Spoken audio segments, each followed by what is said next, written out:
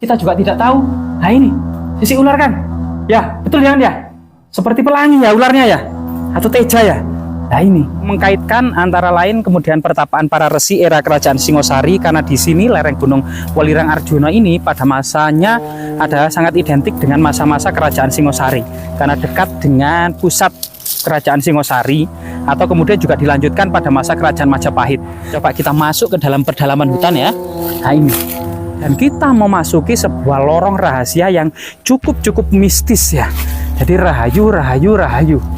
Lah itu ada sarang burung, kemungkinan ini sarang burung gagak.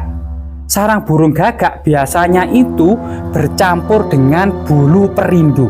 Bulu perindu merupakan sebuah bulu dari alam, dari sarang burung gagak atau burung elang, yang jika dimasukkan ke dalam air itu, anehnya Kang, di gua ini tidak ada kelelawar.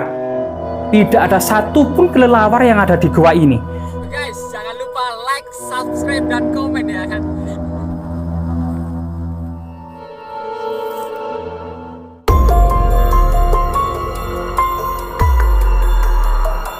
Ya, alam Nusantara begitu indah dan sangat sayang jika tidak dijelajahi. Oksigen murninya cukup tebal, keanekaragaman flora dan fauna luar biasa, apalagi burung-burungnya.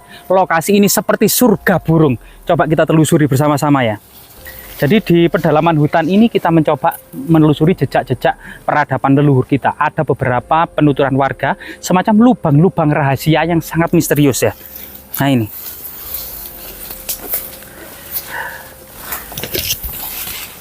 Beberapa sejarah mengkaitkan antara lain kemudian pertapaan para resi era kerajaan Singosari, karena di sini lereng Gunung Welirang Arjuna ini pada masanya ada sangat identik dengan masa-masa kerajaan Singosari, karena dekat dengan pusat kerajaan Singosari, atau kemudian juga dilanjutkan pada masa kerajaan Majapahit.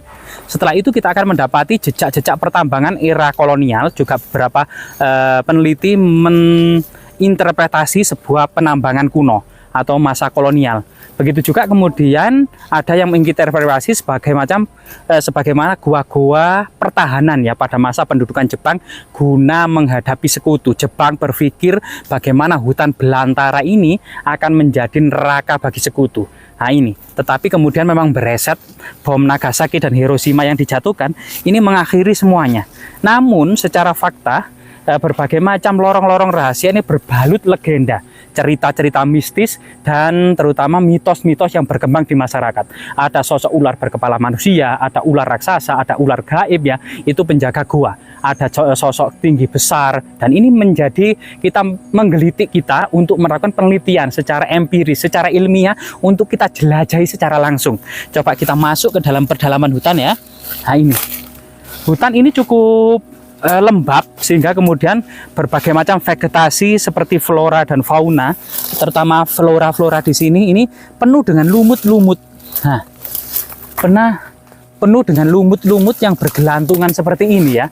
Lumut-lumut, bahkan sebagian lumut-lumut ini bisa digunakan sebagai obat, sehingga kemudian tidak salah pada masa Majapahit awal itu ada legenda namanya Arya Kamandanu, termasuk Maisin yang menjadi warga lokal. Maisin awalnya pelarian dari Mongolia ya, berkulit putih, orang Mongolia, kemudian menikah dengan Arya Kamandanu yang sebelumnya suaminya adalah Lausisan ya. Kemudian menjadi mendalami flora dan fauna yang ada di Nusantara ini sebagai obat-obat yang sangat penting pada masa itu. Coba kita masuk, dan di sini ada semacam pohon raksasa yang sangat besar dan harus hati-hati. Bahkan di sini kita akan mendapati sebuah akar dari pakis, tapi menyerupai nah ini ada beberapa buah yang aneh ya. Loh, ini kan buah markisa. Oh, berarti di hutan ini ada markisa ya. Nah, selain itu iya, coba ini di hutan ini ternyata ada markisa yang dimakan oleh hewan. Jadi ini buah markisa ini berarti tumbuh subur di dalam hutan ini dan dimakan hewan. Yang sangat menarik itu ini ya. Ternyata keras ini. Ini akar pakis yang sangat lebar. Biasanya ini digunakan sebagai tempat untuk menanam anggrek biasanya ya, seperti ini. Lumut kerak juga banyak, selain flora-flora yang cukup aneh.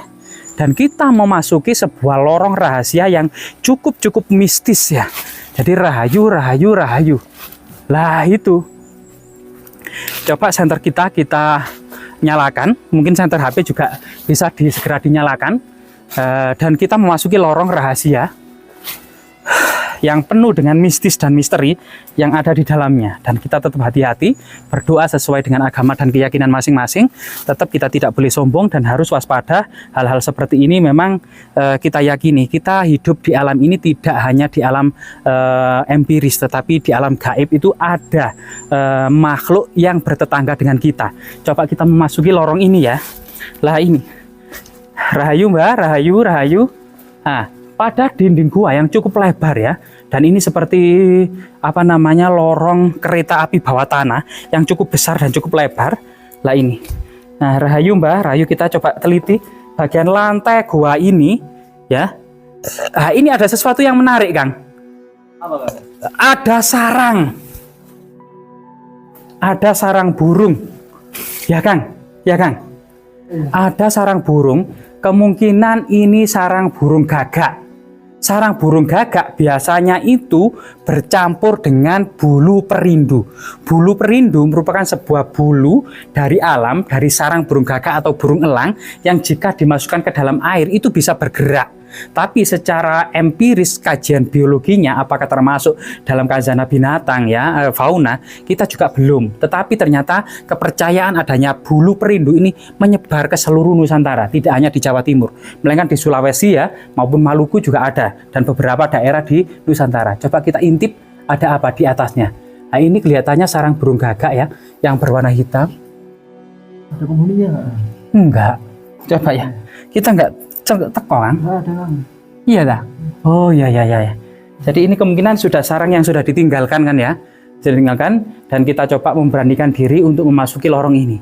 Gua ini dibangun berbeda dengan gua yang lainnya. Biasanya gua-gua itu dibangun seperti kubah ya, bagian atap itu meruncing. Tapi ini bagian atapnya itu mendatar Kang. Jadi seperti rumah atau seperti gedung. Jadi bagian bawah memang dibuat agak miring gitu ya, agak miring ke atas, tapi bagian atas ini datar, kotak, yang memungkinkan konstruksi seperti ini memang lebih kuat ya, dalam seperti konstruksi dalam bentuk kubah. Kalau memang penelitiannya dinding gua itu kemasukan air, mungkin ini lebih kuat. Dan sebagai faktanya dari area masuk sampai dalam kita tidak mendapati jejak reruntuhan ya Kang ya. Cuma ada simbol-simbol aneh di sini. Bisa terlihat ya, kamera kita dengan dalam ya. Bisa terlihat ya. Ini ada simbol-simbol dan pahatan-pahatan yang di dinding. Diduga ini alat berat ya, semacam ganco, linggis atau alat berat lainnya pada masa lalu untuk membangun gua ini. Jika kita semakin ke dalam, kita juga semakin penasaran karena ada beberapa jejak seperti bungkus roti, juga tembok ini untuk apa ya? Tapi dinding-dindingnya itu jejak-jejak pahatannya cukup terlihat sekali. Dan anehnya Kang, di gua ini tidak ada kelelawar. Tidak ada satupun kelelawar yang ada di gua ini. Termasuk sepi, jejak kotorannya juga tidak ada. Nah ini sangat misterius Kang. Ada beberapa bongkah-bongkahannya yang sangat misterius. Dan kita sehingga keberadaan tidak adanya kelelawar ini, kita juga harus waspada dan hati-hati. Banyak di bawahnya itu berupa bongkahan-bongkahan. Ada lubang-lubang misterius yang di pojok itu Kang. Nah, ini kurang tahu, mungkin pemburu harta karun atau yang lainnya ya. Nah itu ada lubang untuk pemburu harta karun mungkin. Nah ini Kang. Hitam-hitam itu apa? Telek. Mungkin kotoran hewan itu. Ya kotoran hewan Kang. Nah cuma itu putih-putih dindingnya. Ah ini ada simbol aneh. Kayak sisi ular Kang. Sisi ular raksasa Kang. Hah, ini sisi ular raksasa Kang ini Kang. Warnanya hitam Kang. Ya Kang ya. Nah, kelihatannya ular membatu atau ular yang menempel di dinding gua yang menyatu ya. Kita juga tidak tahu. Nah ini sisi ular Kang. Ya, betul ya Kang ya. Seperti pelangi ya ularnya ya. Atau teja ya. Nah ini sangat luar biasa kali. Coba Kang. Ini ada lubang yang sangat misterius Kang. Ini digali oleh manusia atau hewan ya. Kita juga kurang tahu, ada beberapa galian seperti ini. Nah ini. Dan itu kalau musim penghujan ini tetesan-tetesan air cukup banyak ini Kang kelihatannya. Nah ini jejak batunya ini berlubang-lubang Kang. Ya ini ya. Nah kemungkinan ini tetesan-tetesan air dari atas gua, dari dinding gua Kang. Ya. Jadi permisi Mbak, permisi Rahayu, kita hanya eksplorasi. Mungkin kalau gua ini cukup padat ya, penuh dengan tetesan-tetesan air dan masih recommended untuk semacam studi observasi. Berbeda dengan gua-gua yang lain, seharusnya ada kemudian tulisan di depan ya, misalnya Taman Hutan Rakyat ini gua yang tidak boleh dilubangi, tidak boleh dimasukin karena rawan runtuh bagian dinding-dindingnya, dan ada gua-gua yang diduga memang kuat, boleh kemudian untuk edukasi ya, edukasi semacam mengingat sejarah akan perjuangan bangsa ini, perjuangan leluhur kita dalam menata berbagai macam persoalan sejarah tentunya. Artinya tinggalan ini bersifat monumental yang luar biasa sekali ya, bersifat monumental yang tentunya hal-hal seperti ini perlu dijaga, termasuk kemudian edukasi sejarahnya. Artinya pada masa lalu, entah pada masa kerajaan, ada aktivitas pertapaan para resi, pada masa Belanda, ada aktivitas memobilisasi rakyat untuk menggali lubang-lubang seperti ini. Pada masa Jepang ada yang dikenal dengan Romusa, yaitu kerja paksa tanpa upah, masyarakat digiring bergiliran untuk membangun terowongan-terowongan ini.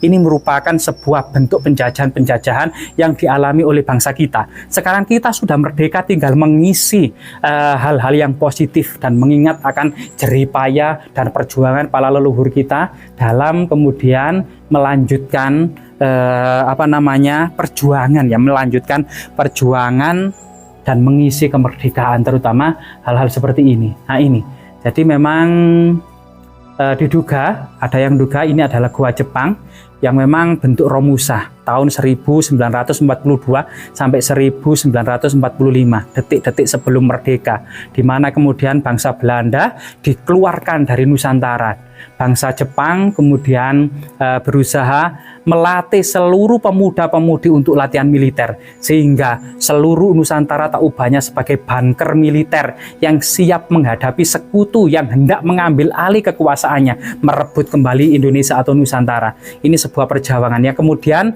sejak kemudian diproklamirkan kemerdekaan tahun 1945, ternyata terjadi gerilya sekutu dan Belanda ingin mengambil alih kekuasaannya, termasuk kemudian perjuangan gerilya ini yang dipimpin oleh Jenderal Sudirman ya gitu. Itu antara tahun 1945 sampai 1949. Jadi bukan berarti setelah merdeka itu bebas, tetapi berperang, berlarut-larut, bergerilya. Nah ini yang dialami oleh masa-masa awal kemerdekaan Indonesia, gerilya yang dikenal dengan agresi militer 1, agresi militer 2. Semoga ini sebagai monumen sejarah mengingat kembali perjuangan para pahlawan dan tetap mengingat pada generasi kita. Dulu kita pernah dijajah, dulu kita pernah sulit, dan dulu kita menderita. Saat ini kita sudah merdeka, tinggal mengisi kemerdekaan dengan hal-hal yang positif untuk kemudian meningkatkan harkat, derajat, dan martabat bangsa Indonesia. Jas merah, jangan sekali-kali melupakan sejarah.